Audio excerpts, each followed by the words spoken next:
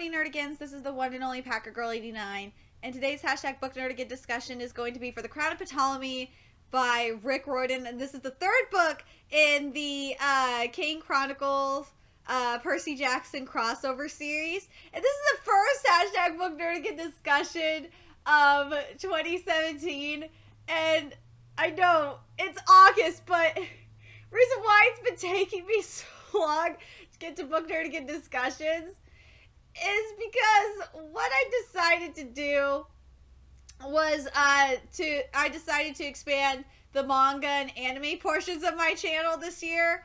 I decided to focus on that, and like I decided recently, I was like, you know what? I gotta get back to the core of basically the origins of Nerdigans Inc., which was books. If it wasn't for books, Nerdigans Inc. wouldn't even exist. In all honesty, and and this is part of the Riordan project that I've been doing, and AKA I've been catching up on Riordan books, and I basically reread all the Riordan books, or basically the Percy Jackson books, the Kane Chronicles, and Heroes of Olympus, because that's the order of the books. And then I just reread the first two of the Kane Chronicle Percy Jackson crossover, and now I'm on this one. And this is like what I've been waiting for, because now we got Percy and Annabeth fighting Setney, and Setney is such an asshole. I can't stand him. I was so surprised though that, like, because I thought that it was gonna be Percy, Annabeth, and Carter and Sadie all fighting Setney, but and that's what I thought was gonna happen in the beginning in general. But Carter and Sadie aren't there yet. I was like, what the fuck? Where are they? And of course, he's in a fucking lying cloth, and he has his Elvis pompadour. And I'm like thinking, wait a minute, wasn't he wearing, like, at the end of Kane Chronicles, wasn't he wearing like a fucking like Elvis outfit to go with this fucking pompadour? Like, where is he? And of course they're going. And remember at like in the Staff of Serapis, Annabeth got her invisibility cap back. So they're going with the plan where Percy was trying to distract Setney, and Annabeth's wearing her cap, because remember, Setney's trying to become a god. That's what we learned in the Staff of Serapis. And fucking like, Setney's too smart, too old and too smart for that. And he's like, he's like, Percy, I know this shit. I can see invisibility spells. It's like, fuck you, man. I can see. Tell your girl. He's like, and he ties Annabeth up, and I'm just like, Annabeth, no, this is bad. And he uses the fall spell on Percy, and like Percy's like, fuck, I gotta use my brain for this. This is not my usual tactic. I'm like, oh fuck, this isn't good. And Setney, they mentioned how Setney was they're like, this is, you know, Annabeth was trying to, you know, use her brains and talk Setney out of the shit, and Setney, you know, she mentioned Serapis trying to become a god, and Setney's like, oh, I know how to become a god. I watched the whole thing. I watched the whole thing with Serapis. She's like, you were spying on the whole thing? He's like, yeah, I know the spell to do it. I was taking down notes. It was a good thing I fucking watched it. I compared all the stuff to the Book of Thought, but I was like thinking, damn, Setney, Setney, you sneaky bastard. And of course, Setney is using winged serpents. And I'm like thinking, god damn it, I wouldn't be able to fight Setney, because I fucking hate snakes. I hate snakes. I would be running out of there screaming. Or, like, because I would be a daughter of Hecate, because I love magic. I would be a fucking daughter of Hecate. I would be turning those snakes into something else. That's what I would be doing. Fuck it. Like, I was like thinking to myself, Percy, why did you use water powers or something to drown the snakes? Like, that would have been fucking cool. He didn't do that. Why didn't you slice the snakes more with your sword, bro? Why didn't you do that? Or with your trident, bro? Like, that would have been cool as shit. He didn't do that, though. That wasn't cool. But still, I would have been running screaming because I fucking hate snakes. Remember it was my man there, though? My man probably couldn't read this book because my man has like the biggest phobia of snakes. He does. My man is scared shitless of snakes. He can't, like, it's to the point where he can't even look at pictures of snakes, let alone read about pictures of snakes.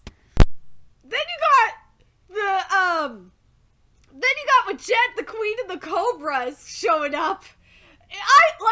When Jet shows up, oh my god, if you thought just the snakes showing up would have had me screaming and running for the hills, well, Jet would have had me, like, flying, like, would have had me, like, fainting, and, or not just, I would have probably died, man. But, I want to read this part, because it was, what was it? This part was great. This is what I would have done.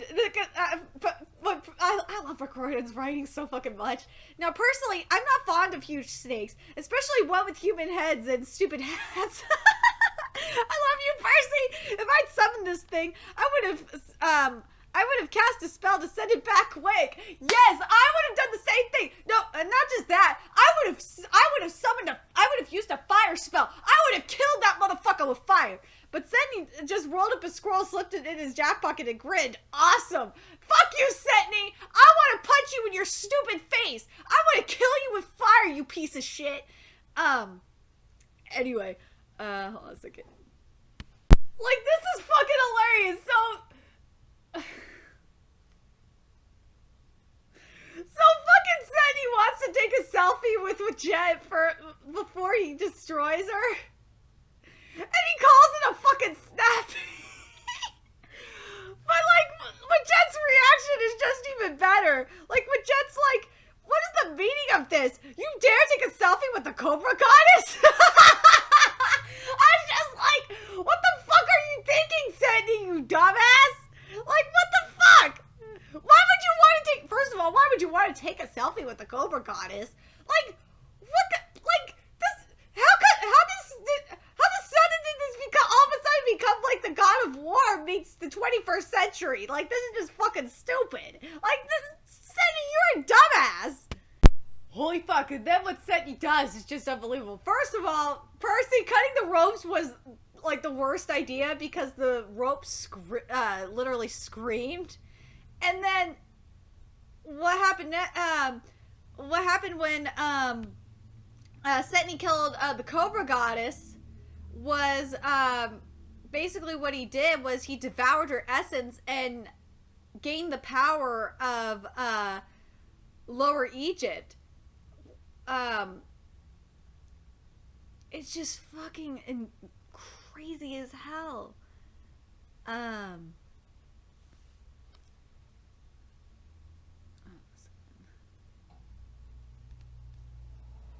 want to read what he said here about Ptolemy the First, because hell, this is called the Crown of Ptolemy, so I gotta read it. Amazing what kind of knowledge is in here. Ptolemy the First had the right idea, making himself a god. So Ptolemy the First made himself a god. So this is kind of interesting. But by the time he became the king of Alexandria, Egyptian magic was diluted and weak. He definitely didn't have access to prime source material like the Book of Thoth. With this baby, I'm cooking with spice. Now, and now that he's got the lower crown of Egypt, now his next target is going to be the upper crown of Egypt. And once he does that, and Annabeth figured it out, obviously, he's going to be able to rule all of Egypt. And obviously, that's his that's his end goal for now. And then after that, he's good, because remember, he has a combination of Greek and Egyptian magic because of because remember, we're talking Alexandria here, Ptolemy. He's gonna go after the Greek gods. But wouldn't it be like, Wouldn't it be interesting, though, if at the same time, if he goes after the Greek gods, what would happen to the Roman personalities? Would they still exist? That's something you have to think about, that. And what he says here, as well, what Seti says as well, it's just that when you're doing a hybrid Greek Egyptian magic, I found that a little demigod blood is a great catalyst. Oh shit.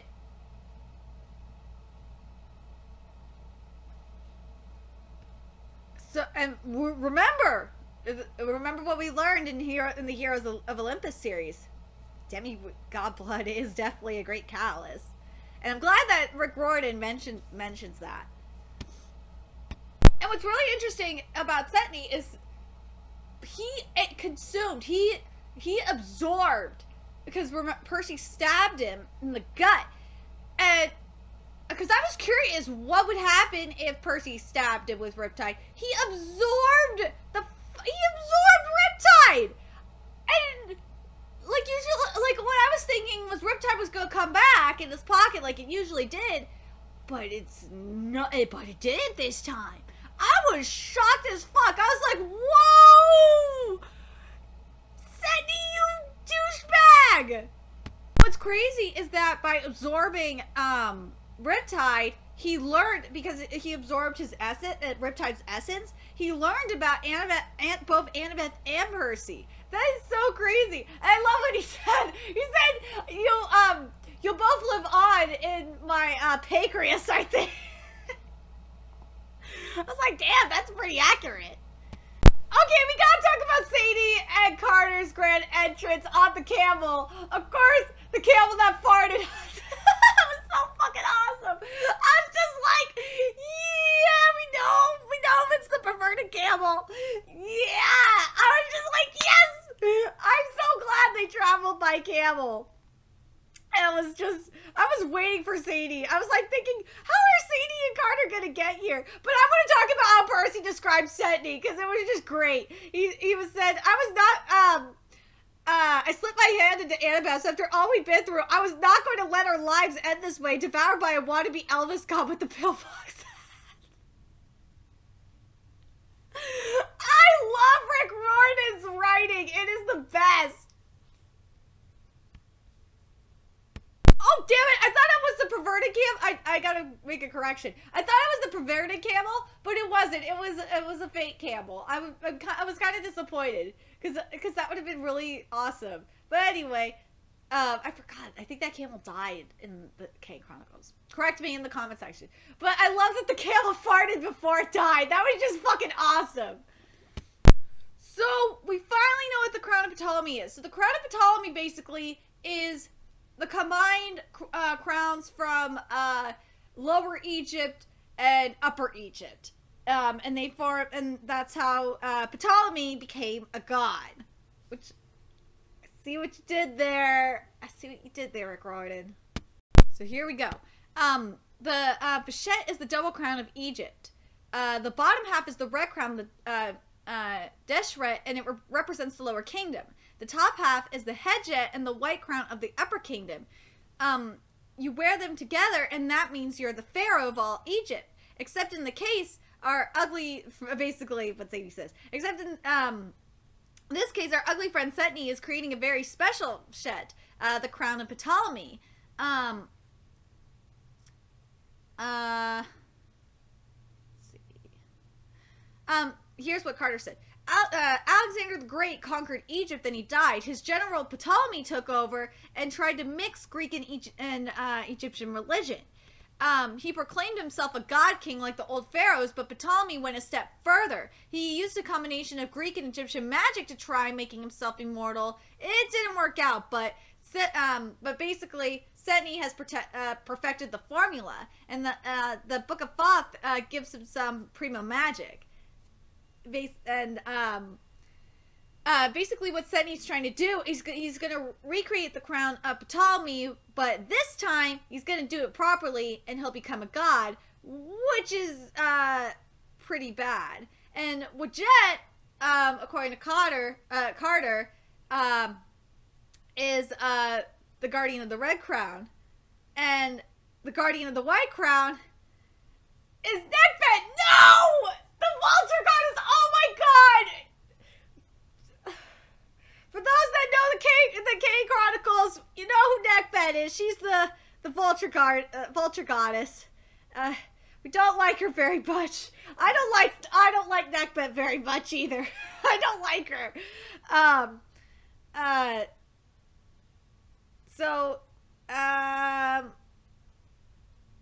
Yeah, so we're going south next. It's a very ritual. It's a ritual thing. So, I mean, it's like a symbolic thing, and that is because, according to Sadie, in Egypt, up is south because the Nile runs from south to north. So basically, we're going to Manhattan, basically. Or no. Oh, so wait, hold on a second. I think we're going to Governor's Island. Let me just double check my notes. So we're at Governor's Island now. So we're just going we're not leaving very far. So we're going to the picnic area of the Governor's Island. And of course, it's raining. But like the best part, and like this is a good thing though that it's raining, because that means Percy is in his element. So yes. I want to read this dialogue because it's just fucking funny as fuck. I love it. Where is it? Of course, what Percy says. I kind of like charging in, I said. Speed is of the essence, right? Thank you, Sadie muttered. Being smart is also of the essence, Annabeth said. Exactly, Carter said. We have to figure out how to attack. Sadie rolled her eyes at me. Just as I feared, these two together, they'll overthink us to death. I love this writing. I'm sorry this video is going to be so long, but there's so much to talk about, and there's only 119 pages, and there's just a lot to talk about in this book. I love this.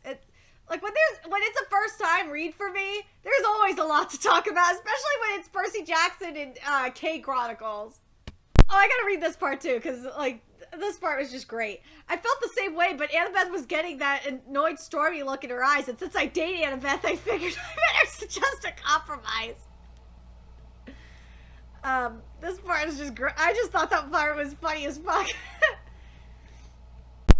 So basically, what they're gonna do is similar to what we did in the Staff of Service, which is Staff of Serapis, excuse me, which is combined Greek and Egyptian attacks. So what they did is gave one of Carter's wands to Percy, and what Percy did was it definitely wasn't Riptide though. He turned it into a Copus. And poor Percy, like the hilt was too heavy for his wrist, and he tried. This is how it was described. The single-edged blade was curved awkwardly. It was like a giant hook knife, and he tried to jab, and he nearly lost his balance because it's not made. It's not Riptide. What he's the difference between his sword and Carter's sword. This is the quote. Mine is a kopesh, Carter said, the original Egyptian version. What you're holding is a kopis, a Greek design adapted from the Egyptian original. It's the kind of sword Ptolemy's warriors would have used. I looked at Sadie as he tried to confuse me. No, she said, he's confusing without trying. And I love Carter. Carter's just like, he smacked his head smacked his palm against his forehead. That wasn't even confusing. How was that? Never mind. Percy, the main thing is can you fight with that sword? I sliced the compass through the air. I feel like I'm fencing with a meat cleaver, but it'll have to do. I love this writing. So basically, they're exchanging words, and when on papyrus. And so Sadie gives Annabeth Hadi, of course, which is explosion Egyptian, and what Annabeth gives Sadie is Kipavau, and I love what fucking Percy said, is being dyslexic, I'm lucky if I can recognize English words, but being a demigod, ancient Egypt is sort of hardwired into my brain. Oh, fucking A, I fucking even read it wrong. Sorry, I was looking at the book, instead of my notes, because I was just like, I tried to write it that way. Alright, the book wrote, it's Caro now. What the fuck is wrong with me?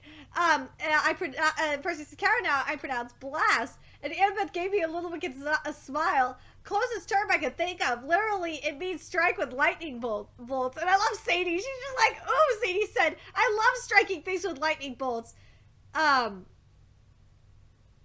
So, yeah, so I love what they're doing. Basically, what they're doing, they're exchanging words. So, Carter and Sadie are gonna use Greek spells and,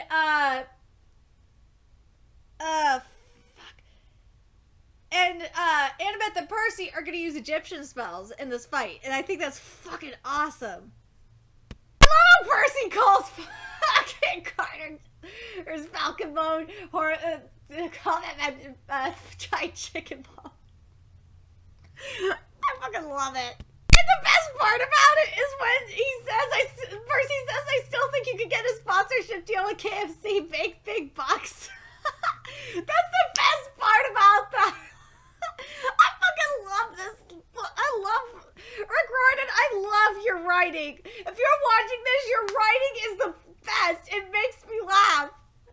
So then, basically, the Khopesh, Carter gave his Khopesh to, Annabeth, and, Annabeth gave her his Yankees cap. Of course, Carter says he was a smart ass and says I'm more of a basketball guy. I think Percy is starting to rub off on Carter a little bit. And, oh, what was it? There was something else. I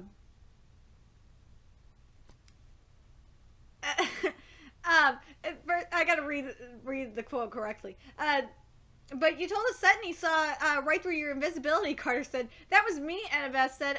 Using a Greek magic item for you, maybe it'll work better, or differently at least. Carter, give it a shot, I said. That was Percy. Carter, give it a shot, Percy said. The only thing better than a giant chicken man is a giant invisible chicken man. I love Percy! Percy is like Percy is like one of the funniest characters in books. I swear to God. I love Percy so fucking much. So, of course, fucking, Setney is rocking an outfit that is fucking just fucked up. So, I gotta read it. So, the magician was rocking a new outfit. He changed it to a red quilted smoking jacket, I guess to match his red crown. His silk trousers shimmered in red and black paisley, just to make sure his look wasn't too understated. And his loafers were entirely covered in rhinestones. There we go. And he's summoning Neckbet. That's what he's doing. And something I forgot to mention is something that Percy was thinking was that Sadie is like, if Percy and Annabeth had a daughter, would be Sadie. And I was like thinking about it. I was like, that is so fucking true. But, and Percy called Neckbutt, and Sadie's like, that's what I called her. When I first saw her. That's so true. And then, like, Carter's like, when they're about to attack Neckbit, Carter's like, what's the plan? Diversionary tactic? And Sadie's like, charge! And Percy's like, your new friend is just awesome. After the explosion that knocked Sadie out, something interesting that Setney said was this. You really should stop interrupting me, demigod. The Deshret crown was originally a gift to the pharaohs from the earth god Sheb. You know, it can defend itself with some cool earth magic. I think that's fascinating. But of course, Percy mentions, and this proves the continuity of the series here, is like gritting my teeth. Annabeth and I had recently done battle with Gaia, the Earth Mother. More dirt sorcery was the last thing I needed.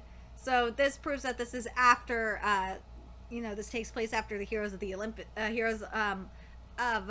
series. I love what Sadie says to Setney right after. She basically says, Where is it? She says, hold on a second. Where is it? She says, clean up all this dirt right now, young man. Then give us the crown and go to your room. I'm just... I love her. She's my favorite. She's one of my favorite characters in the K Chronicles. She made that series just so much fun. God damn it, Sadie! You fucking missed and you hit neckpet. Fuck! But apparently we learned something new today. Stop is actually an Egyptian spell word. Is actually a word in ancient Egyptian, and apparently it cuts your hand right off at the wrist. So when you hear someone say stop, and it's S-T-A-H-P, you could cut someone's right hand off. That's awesome. After they told the homeless looking homeless lady looking neckbet about a jet getting swallowed, this is what she said. And I feel like this, because something I do in my book nerd again discussions is I talk about all the mythology, so I gotta mention it. This is what she said.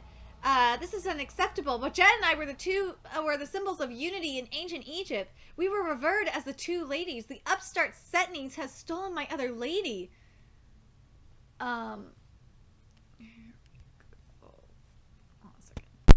Okay, this something Neckbet said is this. He has both parts of Peshent, said the vulture goddess. Without my essence, the white crown is not as powerful as it would be. True, it would be true, but it's still enough for Setni's purposes. He needs only to complete the defecation ceremony while wearing the crown of Ptolemy. Then he will become a god.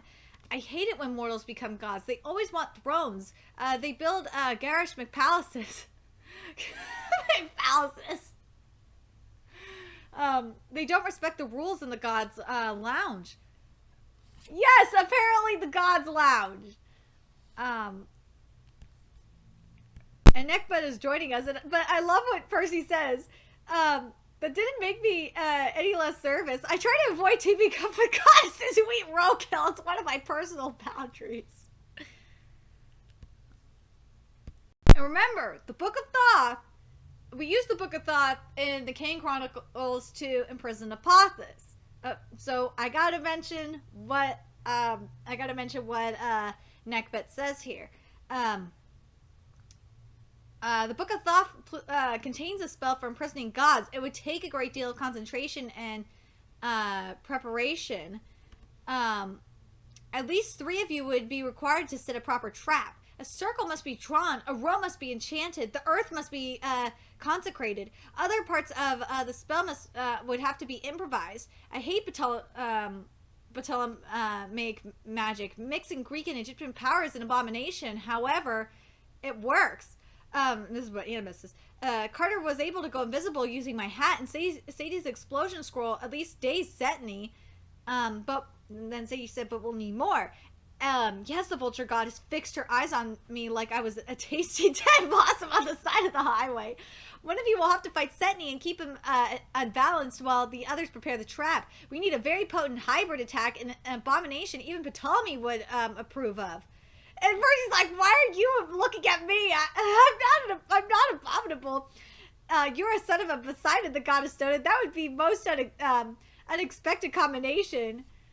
A second.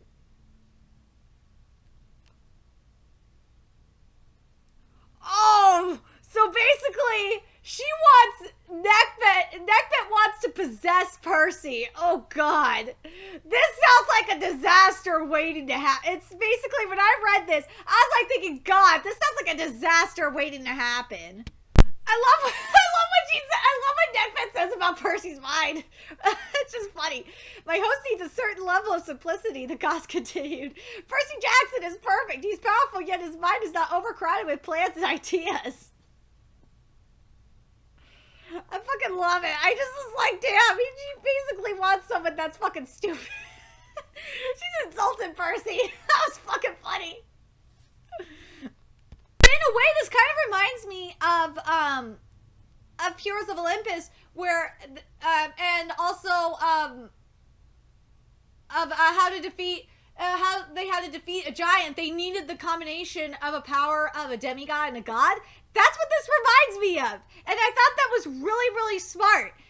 I see what you did, Rick Riordan. That was pretty goddamn smart. I gotta read Percy's experience about being possessed by Neckbed, because it was just fucking funny. If you want the full what was it like merging with the god? Oh, no. Let me start here. Here we go. Neckbed dissolved into black smoke. She swirled around me, filling my nostrils with a smell like boiling tar. What was it like merging with the god? If you want the full details, read my Yelp review. I don't feel like going into it again. I gave the experience a half a star. For now, let's just say that being possessed by a vulture goddess was even more disturbing than I had imagined. Thousands of years of memories flooded into my mind. I saw pyramids rising from the desert, the sun glittering on the river Nile. I heard priests chanting in the cool shadows of a temple and smelled myrrh incense on the air. I soared over the cities of ancient Egypt, circling the palace of the pharaoh. I was the vulture goddess Neckbed, pretending the protector of the king.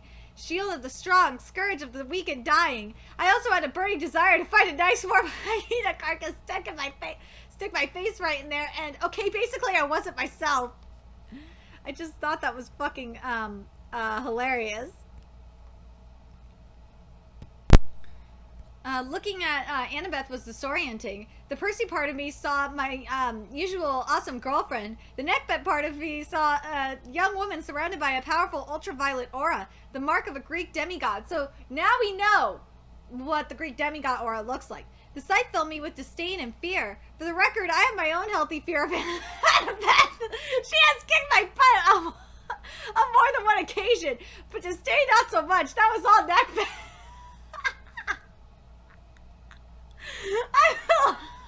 I love you, Rick Riordan.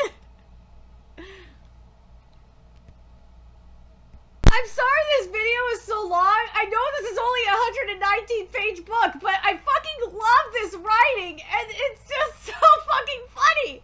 I have to talk about it. I have to talk about fucking Sydney's wardrobe, because it's so fucking hilarious. I gotta read it. It's just fucking hilarious. He strutted around the soccer field in a black bell-bottom slacks, a frilly white shirt, and a glittery purple trench coat, all of which clashed with his newly combed red and white crown. He looked like Prince from one of my mom's old album colors, and judged from the magic lights swirling around him, said he was getting ready to party like it was 1999 BC. Fucking Sydney, Sydney, Sydney, you ain't Prince. You ain't Prince, motherfucker. Now we gotta talk about how Percy saw the Duat, because it's really interesting seeing it from his perspective, because remember, you know, Percy's a Greek demigod. He's never seen the Egyptian Duat before. So this is what it is. I didn't recognize what I was looking at, but Neckbed did. Having her sight, I recognized the Duat, the magical dimension that existed beneath the mortal realm. I saw layers of reality like strata of glowing multicolored jelly, plunging it down into infinity. On the surface where the mortal and immortal worlds met, Seni was whipping the Duat into a storm, churning waves of color and frothy white plumes of smoke.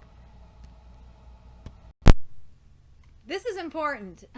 During our first encounter, Carter had warned me that magic could literally burn up a magician if he used too much at once. I guess that applied to demigods too. Every time Seni blasted me or tried to wriggle out of my grip, with his near godly strength, my head throbbed, my eyesight dimmed. Soon I was drenched in sweat. But something that's really cool that Percy could do is he has a vulture avatar, which is similar to, you know, what happened with Carter when he was possessed by Horus. So obviously Percy's specialty in the Egyptian magic department is going to be combat. Carter, I should mention that Carter got burned bad. Percy was able to protect Annabeth and Sadie at least, and also Carter ruined the goddamn plan because fucking Sadie had to mention Papa. You mentioned his father's honor, and I was just like, you little bitch. You little bitch. Sedney was trying to tempt Percy with immortality, but remember, Percy doesn't want immortality. And, but he fucking mind fucked Neckbet though. But I liked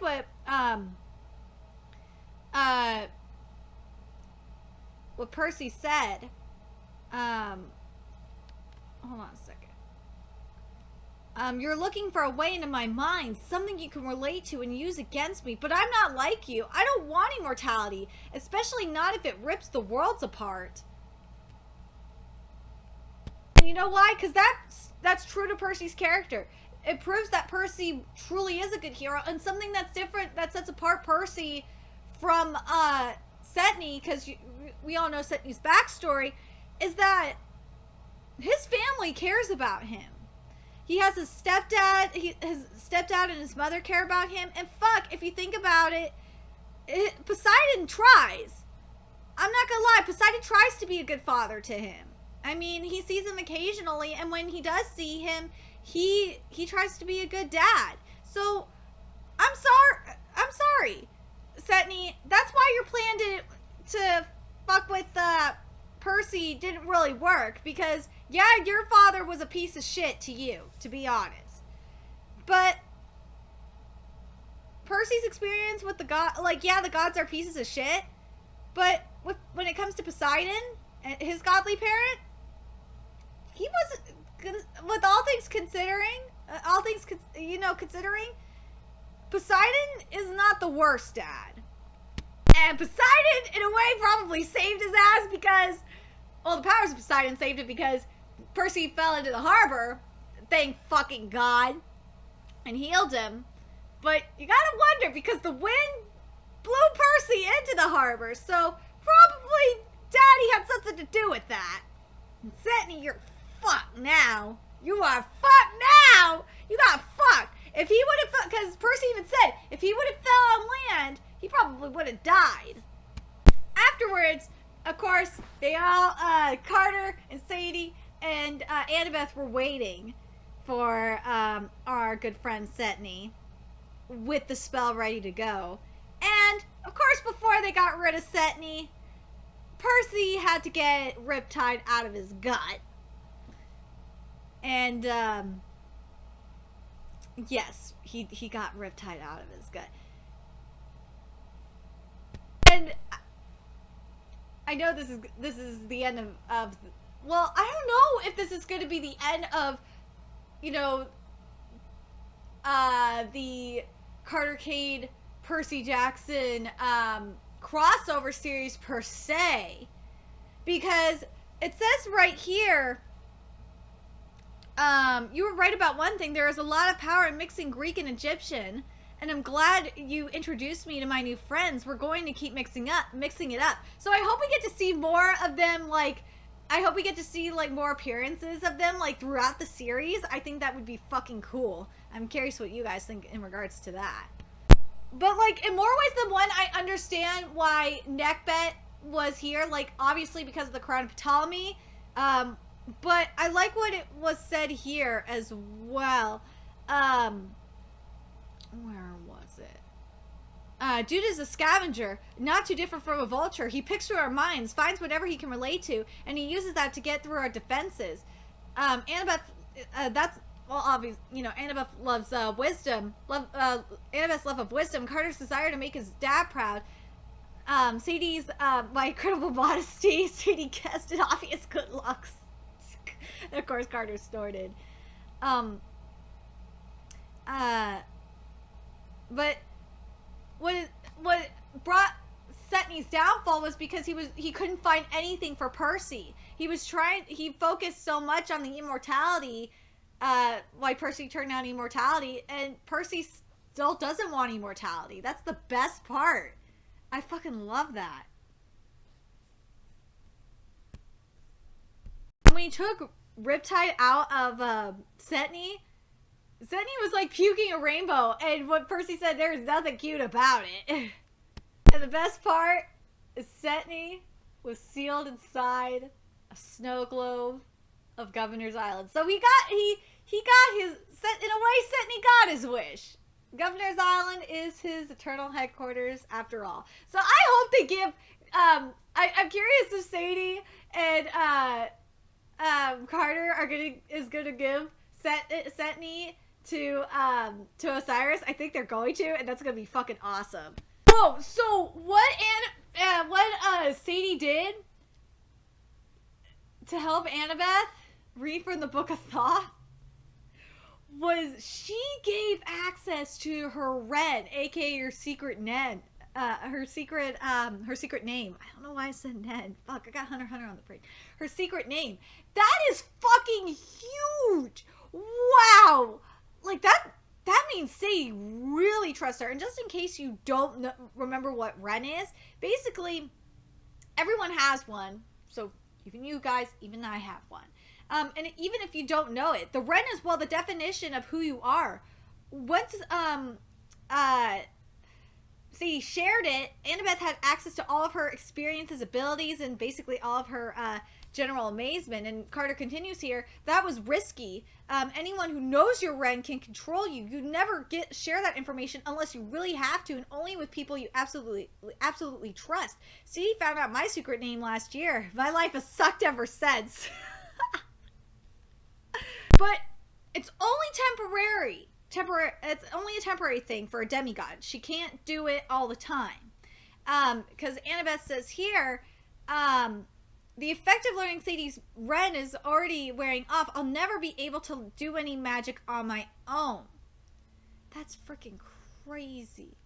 But it doesn't confirm here that in the book that the snow globe is going to go to Osiris.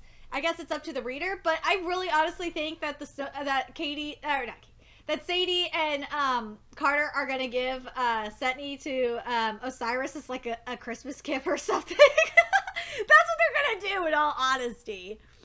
So what happened after Setney was destroyed was Wadjet was freed, but for some reason they didn't want their crowns back.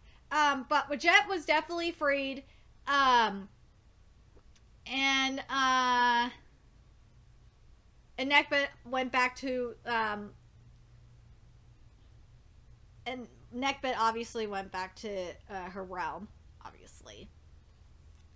And something that Percy said that's interesting is that traces of Nekbet's personality lingered in the corners of my mind, just enough to make me uncomfortably sure that the crown of Ptolemy had been left here on purpose. It's a test. I said, this is Percy. The two ladies want to see what we'll do with it. When Nekbet learned that I turned down immortality once before, she was kind of offended. I think she's curious to find out if any of us will go for it. That's interesting. And this makes me wonder if, because I'm very curious if Percy can follow the path of Nekbet. It makes me curious. So something that's said here that tells me we're not going to have a lot of appearances is that,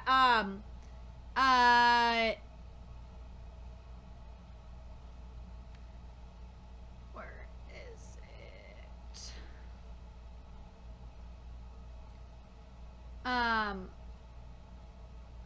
Setney's experiments with Greek and Egyptian magic sent tremors through the Duat. Gods and magicians felt them. I'm sure demigods felt them too. That kind of power is tempting. Even if we lock the crowns of Ptolemy away, others might try try hyper magic. And the more it's tried, the more damage can be done to the Duat and the mortal world. Here it is. We'll have to keep our worlds separate as much as possible. The info is too dangerous. But we could have another crossover because of this right here. Is the four of us can keep in touch. We'll have to stand ready in case something like this happens again. And how this one ends is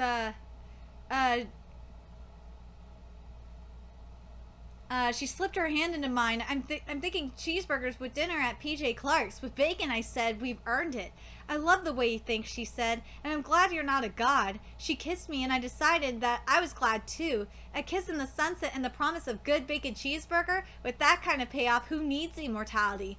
I really like that, this was a good way to end. If this is the final book in the, Percy Jackson Kane Chronicles crossover, this was a good way to end it because, first of all, this was a good way to end the Kane Chronicles series portion anyway, because we finally got our resolution with Setney, because the way the Kane Chronicles series ended, we didn't have things settled with Setney. It ended just mainly with Setney running off and shit, so I'm glad we got the deal with Setney over.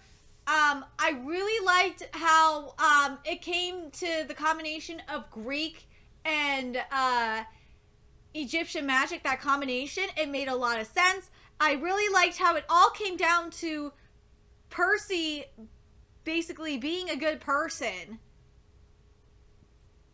to defeating Setney. I thought that was really, really good as well.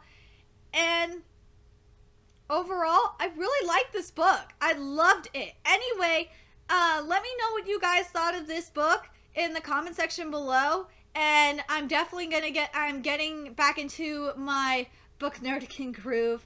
I have, I believe, 4 more books in the Riordan project that I'm doing. And then, because there is I saw a chapter in Fertile Devices series by Cassandra Clare. I'm starting to think I was gonna wait for it. I might still do that because I really wanted to do, there's some other books by authors that follow me on Twitter, like Leslie Livingston and Wendy Higgins, that I still need to do. And I'm still thinking that I'm going to do that I need to catch up with. I think I might just do those first and then do my big Cassandra Clare project. And then I'll do my big... Yeah, that's what I think I'm going to do. Anyway, let me know your thoughts in the comment section below. And remember to like, comment, share, and subscribe to Nerdigans Inc. If you love what I'm doing and want to contribute to the Nerdigans Inc. expansion, there's a few ways you could do that. You can donate to the Nerdigans Inc. PayPal, Patreon, or purchase something off the Nerdigans Inc. Amazon wishlist. All those links are in the description box below. Also, make sure you follow me on the Twits, aka Twitter. Follow my Twitch channel, find me on PlayStation Network. All that's in the description box below as well. Until next time, Nerdigans, I'll be seeing you later. Bye!